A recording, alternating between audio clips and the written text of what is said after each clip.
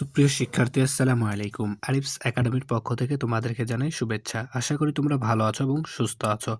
আজকে আমি তোমাদের গণিত বইয়ের পৃষ্ঠা নম্বর ৩০ ১৪ এবং ১৫ নম্বর অঙ্কের সমাধান করে দেব। ঠিক আছে? তাহলে চলো শুরু করা যাক। প্রথমে আমরা ১৪ নম্বরটা দিয়ে শুরু করব। ঠিক আছে? তো ১৪ নম্বর প্রশ্নটা পড়ি দেখো।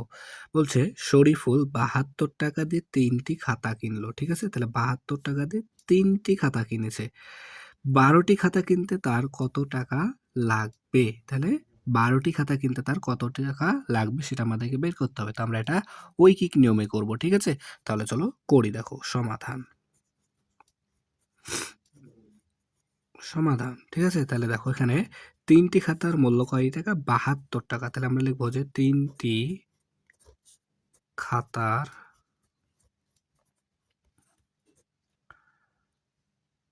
মূল্য বা দাম তুমি যা ইচ্ছা লিখতে পারো। মূল্য সমান ৭২ টাকা। তাই না? তাহলে এখন আমাদেরকে একটি খাতার দাম বের করতে হবে, তাই না? তাহলে অতএব একটি খাতার মূল্য। তাহলে দেখো ৩টি খাতার দাম যদি ৭২ টাকা হয়, তাহলে একটি খাতার দাম কি আরো কমবে না? তাহলে কি করতে হয়? কমলে ভাগ করতে হয়, তাই না? তাহলে ৭২ ভাগ ৩ টাকা, তাই না? এরপর দেখো তাহলে এখন আমাদের বলেছে কয়টি? ১২টি খাতা কিনতে কত টাকা লাগবে? তাহলে লিখবো অতএব ১২টি খাতার মূল্য। তাহলে দেখো এখানে একটি খাতার দাম পেয়েছি, তাই না? তাহলে ১২টি খাতার দাম আরো বেশি হবে, তাই না? তাহলে ৭২ ভাগ ৩ গুণ ১২ টাকা, তাই না? বেশি যেহেতু লাগবে ১২টি কিনতে, তাই গুণ করে দিলাম, তাই না? এরপর দেখো তাহলে প্রথমে আমাদেরকে এটার কাজ করতে হবে, তাই না? তাহলে ৭২ কে ৩ দ্বারা দেখো ভাগ করো, তাহলে কত হয় দেখো? ৭২ কে ৩ দ্বারা ভাগ করলে দেখো এখানে একটা এখানে একটা, তাহলে ২ বাদ যায়, ৩ দুগুণ ৬ হাতে থাকে ১, তাহলে ৭ থেকে ৬ বাদ দিলে ১, ২ নেমে গেল ১২, তাহলে ৩ ৪ ১২, তাহলে ২৪, তাহলে ২৪ এখানে গুণ আছে, গুণ দিলাম ১২ টাকা, তাই না? তাহলে দেখো ২৪ কে এখন ১২ দ্বারা আমাদেরকে গুণ করলে উত্তরটা চলে আসবে। তাহলে এখানে আমি গুণ করছি, দেখো ২৪ গুণন ১২, ৪ দুগুণ ৮, ২ দুগুণ ৪, ০ ৪ একে ৪, ২ একে ২, তাহলে ৮ ৪ ৪ ৮ ২, ২৮৮, ২৮৮ টাকা। তাহলে ১২টি কলমের দাম খাতার দাম কত হবে? ১২টি খাতার দাম হবে আমাদের ২৮৮ টাকা, তাই না? তাহলে উত্তর, তাহলে এখানে লিখে দেবো উত্তর ২৮৮ টাকা, তাই না? তাহলে এটাই আমাদের কি উত্তর। ঠিক আছে? তাহলে আশা করি তোমরা বুঝতে পেরেছো। ঠিক আছে? এরপর চলো ১৫ নম্বরটা সমাধান করি। তাহলে এবার দেখো ১৫ নাম্বারটা। তো ১৫ নাম্বার বলছে দেখো ১৬ জন শ্রমিক ৭ দিনে একটি দেওয়াল নির্মাণ করে। ঠিক আছে? তাহলে ৭ দিন, তাহলে দেখো ১৬ জন শ্রমিক, ঠিক আছে? ৭ দিনে একটি দেওয়াল নির্মাণ করেন। ঠিক আছে? এখন ক নাম্বার প্রশ্ন দেখো বলছে আমাদের ৪ জন শ্রমিকের ওই দেওয়ালটি নির্মাণ করতে কতদিন লাগবে? ঠিক আছে? কতদিন লাগবে? তাহলে ৪ জন শ্রমিকের কতদিন লাগবে? ঠিক আছে? তাহলে এটা আমাদেরকে কি করতে হবে? ঐকিক নিয়মে সমাধানটা করতে হবে। ঠিক আছে? তাহলে দেখো ক নাম্বার। ঠিক আছে? তাহলে দেখো বলছে কি ১৬ জন শ্রমিক, তাহলে আমাদের দিন কত দিন লাগবে? তাহলে দিনটা আমাদেরকে ডানে হতে হবে। ঠিক আছে? তাহলে লিখবো যে কি ১৬ জন শ্রমিক দেওয়াল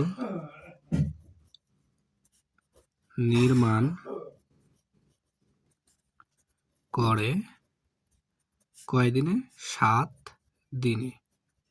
তাহলে দেখো ১৬ জন করে ৭ দিনে। ঠিক আছে? তাহলে একজন শ্রমিক কত দিনে করবে? একজন শ্রমিক দেওয়াল নির্মাণ করে, দেখো ভাইয়া, তাহলে এখানে ১৬ জন করে কত দিনে? ৭ দিনে। ঠিক আছে? তাহলে একজনের বেশি দিন লাগবে, তাই না? একজন যদি করে তাহলে তার আরো বেশি দিন লাগবে, তাই না?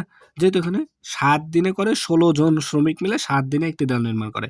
তাহলে একজন যদি করে ১৬ জনের বদলে যদি একজন করে তাহলে আরো বেশি সময় লাগবে, তাই না? তাহলে এটা আমাদেরকে কি করতে হবে? গুণ করতে হবে, তাই না? তাহলে বেশি, তাই গুণ করতে হবে। তাহলে ৭ গুণ কত? ১৬ দিনে, তাই না? এখন আমাদের বলেছে ৪ জন শ্রমিক ওই দেওয়ালটি নির্মাণ করতে কতদিন লাগবে? তাহলে অতএব ৪ জন শ্রমিক দেওয়াল নির্মাণ করে সমান তাহলে এখানে ৭ গুণন ১৬, ঠিক আছে না? আর এখানে যেহেতু এখন বলেছে ৪ জন শ্রমিক, তাহলে ভাগ ৪ দিনে, ঠিক আছে? তাহলে প্রথমে আমাদেরকে 7 দিয়ে কি 16কে গুণ করতে হবে, তাই না? ব্র্যাকেটের কাজ আগে করতে হবে। তাহলে দেখো যদি আমি গুণ করি তাহলে দেখো কত হয়? 6 7 টা 42, 42 এর 2 হাতে থাকে 4, 7 একে 7 আর 4 এ 12, তাই না? তাহলে 122 ভাগ 4 দিনে, তাই না? তাহলে এখন যদি আমরা 122 কে 4 দ্বারা দেখো ভাগ করে দিই তাহলে কিন্তু আমাদের উত্তরটা চলে আসবে, ঠিক আছে? তো ভাগটা এই উপরে করি, ঠিক আছে? দেখো তাহলে 122 ভাগ 4, তাই না? তাহলে দেখো 2 ঘর নিতে হবে, 1 ঘর যায় না তাই 2 ঘর নিতে হবে, তাই 3 4 এ 12, তাহলে 12 থেকে 12 বাদ দিলে 0, এই 2টা এখানে চলে আসবে, তাই না? তাহলে দেখো এখন সরি এখানে দেখো গুণ করতে আমাদের একটু ভুল হয়ে গেছে, ঠিক আছে? এই লাইনটা আমরা কেটে দিই, দেখো গুণ করতে এখানে আমাদের ভুল হয়ে গেছে, ঠিক আছে? দেখো 7 6 7 টা 42, 42 এর 2 হাতে থাকে 4, ঠিক আছে? হাতে থাকে 4, 7 একে 7 আর হাতে 4 এ 11 হয়, ঠিক আছে? 11 112 ভাগ 4 দিনে হবে, ঠিক আছে? তাহলে এখানেও আমাদের ভুল এসছে, ঠিক আছে? তাহলে এটাকে আমাদেরকে 112 দ্বারা করতে হবে, তাই না? তাহলে 112 ভাগ 4, তাই না? তাহলে এখানে দেখো 2 ঘর নিতে হবে, তাহলে 4 2 8, তাই না? তাহলে দেখো এখানে 1 থেকে 8 বাদ যায় না, তাহলে 11 থেকে 8 বাদ দিলে 3, ঠিক আছে? হাতে থাকে 1 এখানে দিয়ে দিলে 1 থেকে 1 বাদ দিলে 0, তারপরে দেখো তাহলে এখানে 2 নেমে যাবে, তাই না? তাহলে 4 8 32, 4 8 32, তাহলে 28 দিন, ঠিক আছে? তাহলে 28 দিন, তাহলে 4 জনের এটা কি 4 জন শ্রমিক দেওয়ালটি নির্মাণ করতে সময় লাগবে কয়দিন? 28 দিন। তাহলে উত্তর 28 দিন, ঠিক আছে? তাহলে উত্তর আমাদের 28 দিন, ঠিক আছে? এরপর চলো খ নাম্বারটা সমাধান করি। তাহলে এখন দেখো খ নাম্বার বলছে আমাদের প্রশ্ন, দেওয়ালটি 2 দিনে নির্মাণ করতে, তাহলে দেওয়ালটি 2 দিনে নির্মাণ করতে অতিরিক্ত কতজন শ্রমিক লাগবে, ঠিক আছে? তাহলে দেখো আমরা কিন্তু পেয়েছিলাম কতজন শ্রমিক লাগবে, ঠিক আছে না? তাহলে এখানে আমরা পেয়েছিলাম কি যে 16 জন শ্রমিক 7 দিনে একটি দেওয়াল নির্মাণ করতে পারে, অর্থাৎ 7 দিনে একটি দেওয়াল নির্মাণ করতে শ্রমিক লাগে আমাদের 16 জন, তাই না? তাহলে এটা আমাদেরকে লিখতে হবে। তাহলে দেখো এখানে লিখবো আমরা কি প্রথমে যে যেহেতু আমাদের শ্রমিক কত লাগবে সেটা বের করতে হবে, তাহলে শ্রমিকের সংখ্যা ডানে দিতে হবে, তাই না? তাহলে দেখো 7 দিনে দেওয়াল নির্মাণ করে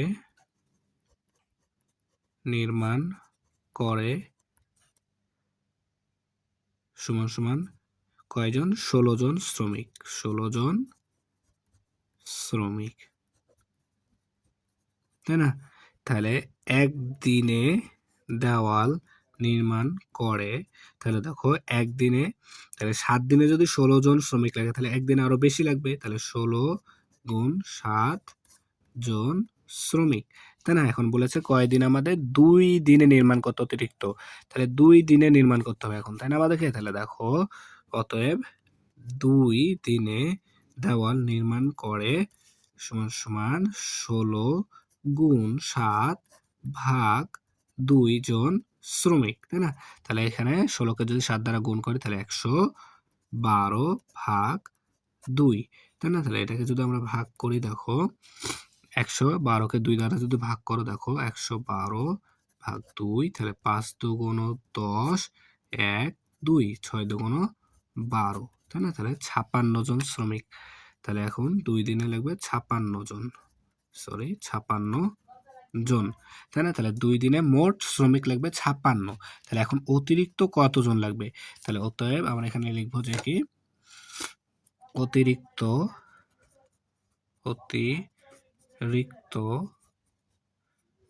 শ্রমিক লাগবে সমান সমান দেখো এই 56 বিয়োগ আমাদের এই 16 বিয়োগ করে দিতে হবে, বিয়োগ 16 সমান সমান দেখো 6 থেকে 6 বাদ দিলে 0, 5 থেকে 1 বাদ দিলে 4, 40 জন, তাহলে আমাদের অতিরিক্ত শ্রমিক লাগবে কতজন? 40 জন, ঠিক আছে? তাহলে আমরা এটা উত্তর লিখে দেব, আমরা এটা লিখে দেব 40 জন, উত্তর 40 জন, ঠিক আছে? তাহলে আশা করি তোমরা অঙ্কটা বুঝতে পেরেছো, ঠিক আছে? তাহলে আজকে এই পর্যন্তই।